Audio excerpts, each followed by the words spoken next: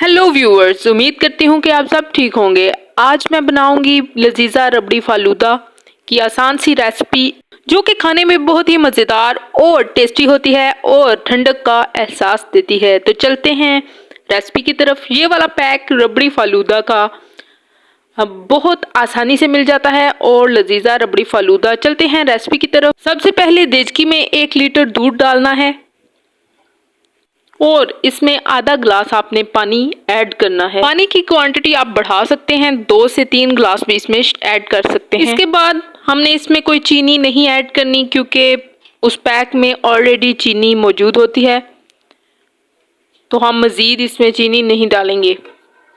फिर अच्छे से इसको उबाल लेंगे। दूध को उबालने के बाद मैं लजीजा रबड़ी फालूदा का पैक खोलूंगी और इसमें ऐड कर दूंगी। फिर हमने इसको गाढ़ा होने तक पकाना है और 1-2 उबाल आने के बाद इसको हमने चूल्हे से उतार लेना है। रबड़ी फालूदे को हम अब 2 से 3 बार उबालेंगे और इसको ये देखें, इसको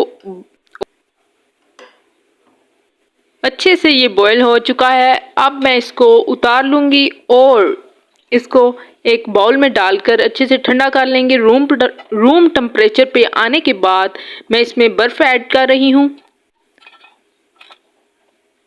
अच्छे से आपने इसमें बर्फ़ ऐड करनी है और इसको ठंडा करके आपने पीना है। अब मैं इसका जायका दुबाला करने के लिए इसमें और इंग्रेडिएंट्स शामिल कर रही हूँ। कुल्फ़ा, तुहम बलंगा और रूह अफ़ज़ा, जिससे इसका टेस्ट बहुत ही ठंडा और बहुत ही लजीज हो जाएगा। आपने भी ये ज़रूर ट्राई करना है। फ्रूट, तुहम बलंगा और इसमें कुल्फ़ा मैंने ऐड किया है। देखें कितनी अच्छी लुक आ रही है और बहुत ही मज़ेदार ये आपको टेस्ट भी देगा और आपको ठंडक का एहसास भी होगा। तो आपने ये ज़रूर ट्राई करना है।